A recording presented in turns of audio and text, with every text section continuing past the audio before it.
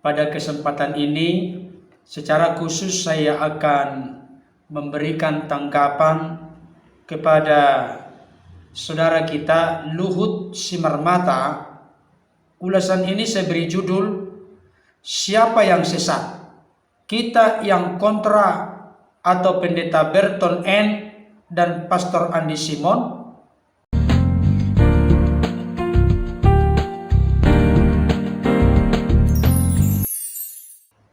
Shalom, salam sejahtera dalam kasih Tuhan kita Yesus Kristus. Jumpa kembali dengan saya. Pada kesempatan ini, secara khusus saya akan memberikan tanggapan kepada saudara kita Luhut Simarmata.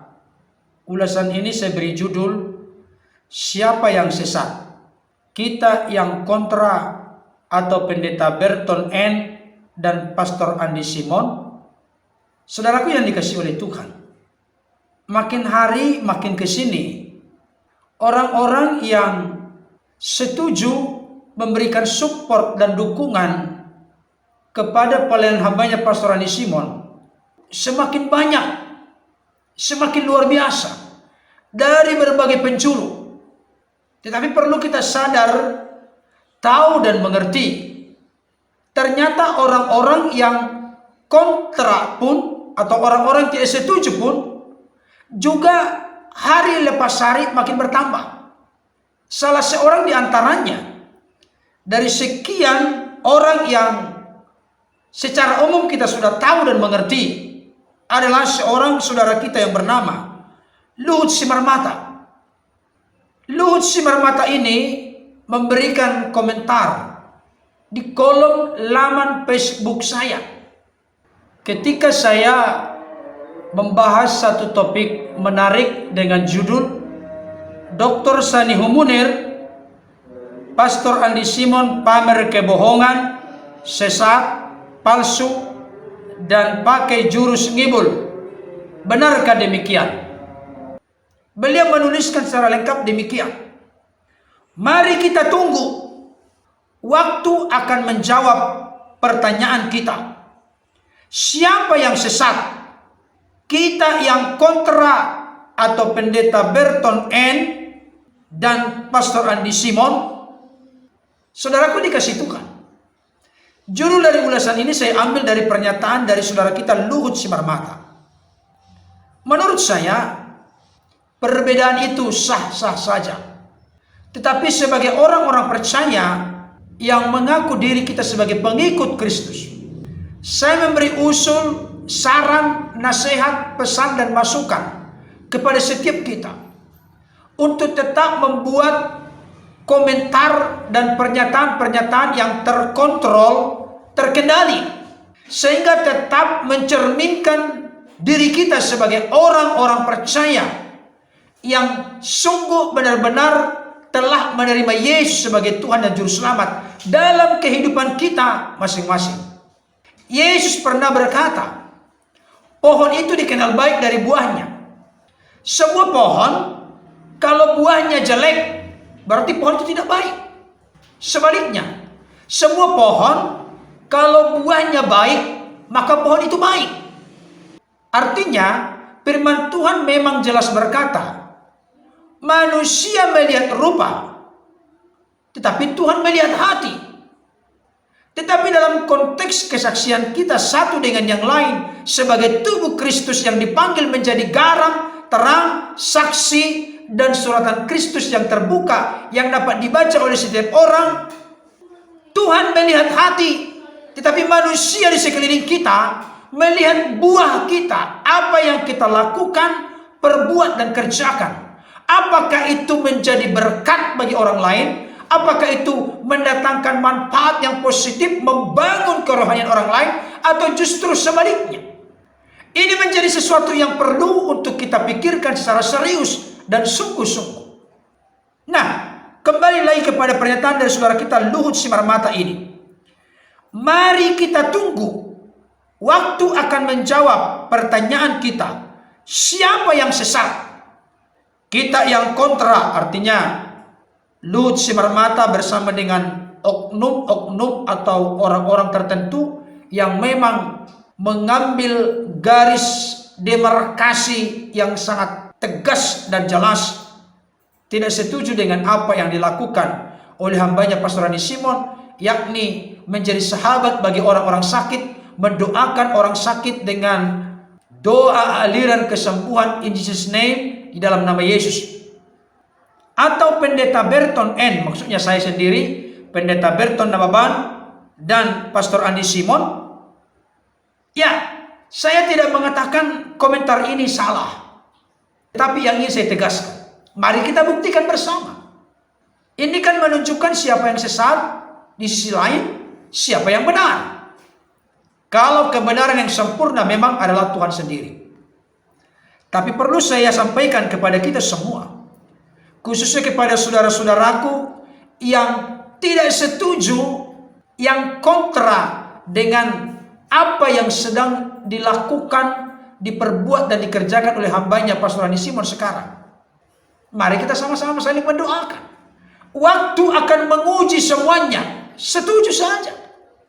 Saya pikir ini masih cukup wise, arif dan bijaksana membuat komentar seperti ini. Sekalipun memang ada di sini pernyataan siapa yang sesat.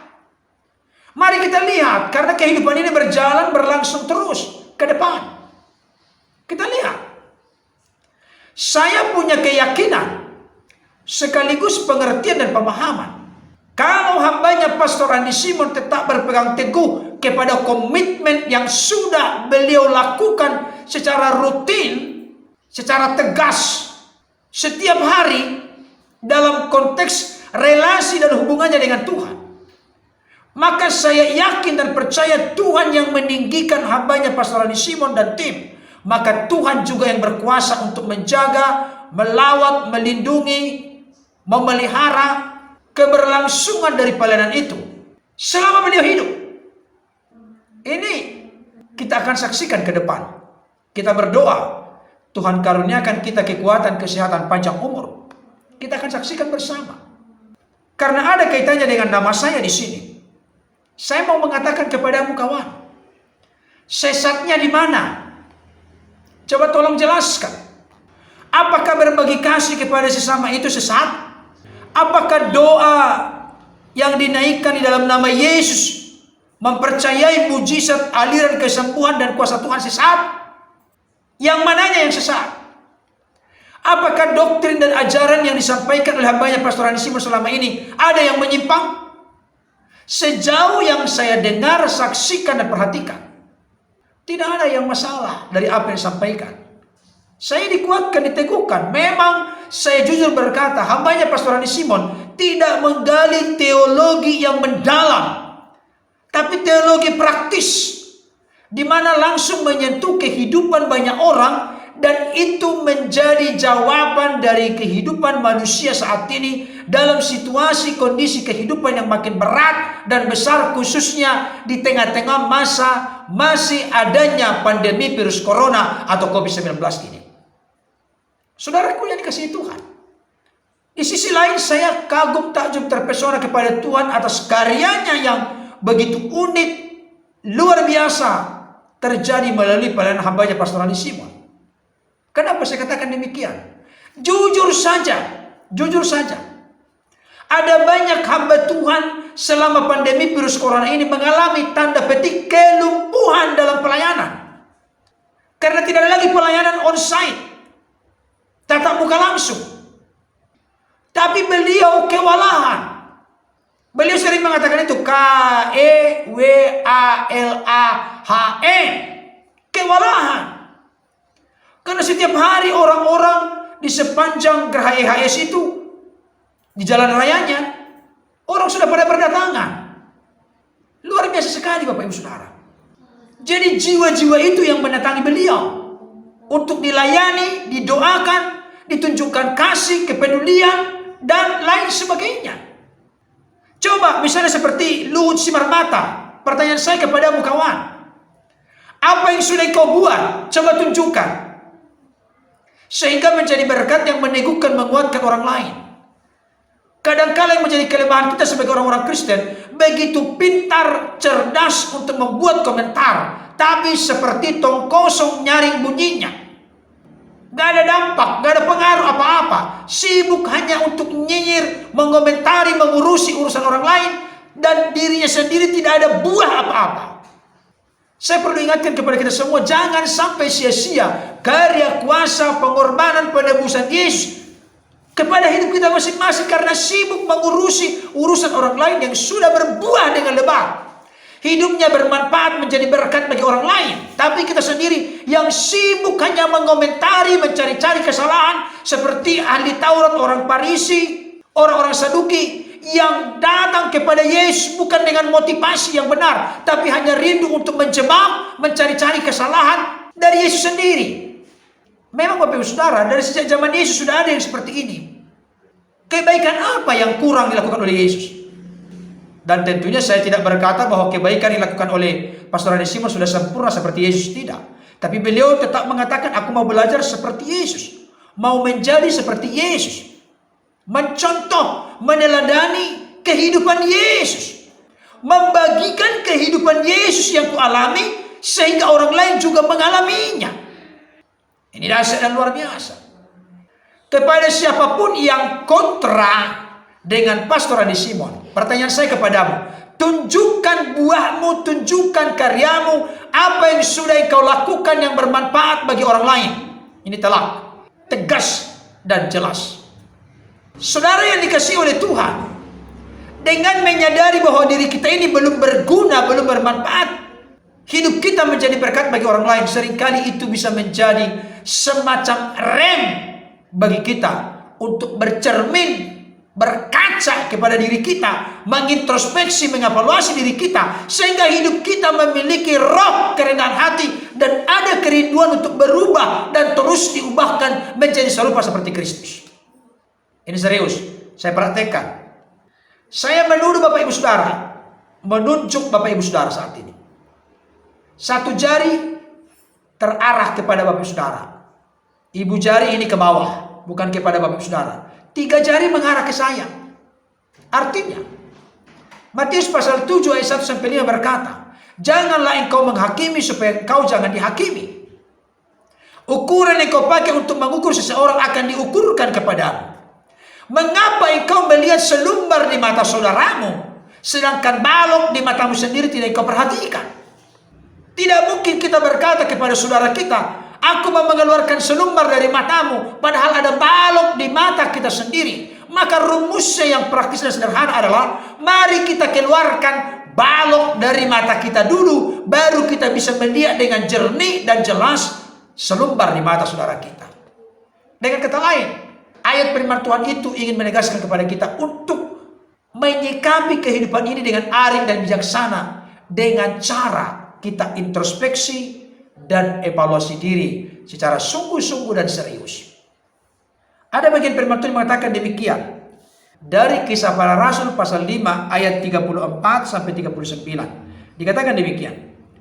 Tetapi seorang Farisi dalam mahkamah agama itu yang bernama Gamaliel, seorang ahli Taurat yang sangat dihormati seluruh orang banyak, bangkit dan meminta supaya orang-orang itu disuruh keluar sebentar. Maksudnya adalah rasul-rasul di zaman gereja mula-mula.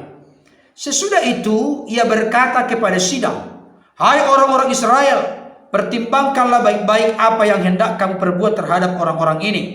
Sebab dahulu telah muncul si Teudas yang mengaku dirinya seorang istimewa, dan ia mempunyai kira-kira 400 orang pengikut, tetapi ia dibunuh dan cerai-berailah seluruh pengikutnya dan lenyap. Sesudah dia, pada waktu pendaftaran penduduk, muncullah si Yudas seorang Galilea. Ia menyeret banyak orang dalam pemberontakannya, tetapi ia juga tewas dan cerai-berailah seluruh pengikutnya. Karena itu aku berkata kepadamu, janganlah bertindak terhadap orang-orang ini. Biarkanlah mereka, sebab jika maksud dan perbuatan mereka berasal dari manusia, tentu akan lenyap. Tetapi kalau berasal dari Allah, kamu tidak akan dapat melenyapkan orang-orang ini. Mungkin ternyata juga nanti bahwa kamu melawan Allah, nasihat itu diterima. Saudaraku, nasihat dari Gamaliel diterima. Artinya, mari kita lihat ke depan. Di sini dikatakan ada muncul seorang bernama si Teudas yang merasa mengaku dirinya seorang istimewa dan punya pengikut yang cukup banyak. Ada juga seorang bernama Yudas, seorang Galilea. Dia membuat pemberontakan. Ketika dia tewas, cerai berailah seluruh pengikutnya. Tapi ketika apa yang dilakukan hambanya Pastor Adi Simon, yang saya yakin dan percaya sampai detik ini berasal dari Tuhan dan sesuai dengan kehendak Tuhan, sesuai dengan data dan fakta Alkitab, maka yang kontra atas pelayanan hambanya Pastor Adi Simon bisa nanti dikelompokkan menjadi melawan Allah. Tapi jangan dulu kita buru-buru membuat kesimpulan. Kita lihat saja ke depan. Mari kita saling mendoakan, bukan saling melempar hal-hal yang tidak berdasar, menuduh sesat, palsu, penipu, pakai ilmu sihir, hipnotis, kundalini, energi lain, dan lain sebagainya. Kita masih ada di Indonesia. Kita masih bersama-sama. Kita masih akan melihat kabar-kabar terbaru dari hambanya Pastor Adi Simon. Mari kita ikuti bersama. Kita saksikan bersama. Siapa yang benar? Apakah Luhut Simarmata Group atau apa yang saya yakini dan juga apa yang sedang dilakukan oleh hambanya Pastor Adi Simon? Kita akan lihat ke depan. Sejarah, waktu akan menguji segala sesuatu yang kita lakukan. Bahkan bukan hanya di tengah-tengah dunia ini. Dalam konteks pertanggungjawaban kepada Tuhan pun kita akan tetap diperhadapkan. Tetapi saya yakin dan percaya, kalau segala sesuatu kita lakukan dengan segenap hati, maka hal itu memuliakan dan menyenangkan Tuhan. Dan sejauh ini yang saya lihat, apa yang dilakukan, dikerjakan, dan diperbuat oleh hambanya Pastor Adi Simon, memiliki hati yang tulus untuk berbagi kepada sesama, tanpa melihat latar belakang suku, ras, agama, golongan. Bahkan juga memberikan pelayanan secara gratis, secara cuma-cuma kepada orang-orang yang membutuhkan pertolongan.